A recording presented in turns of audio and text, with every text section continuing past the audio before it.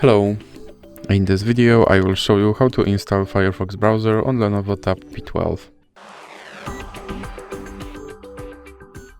So you have to start by opening your Google Play Store, then click on search bar and type in Firefox. Now click search and then click install. Now you have to click open. And then you can select your default browser, or you can click cancel. And now you can add Firefox widget, or you can click not now. Here you can sign in into your Firefox account, or you can click not now. Now you can turn on notifications, or you can click not now again.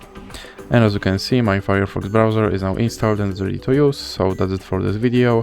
If you liked it, please remember to leave like and subscribe.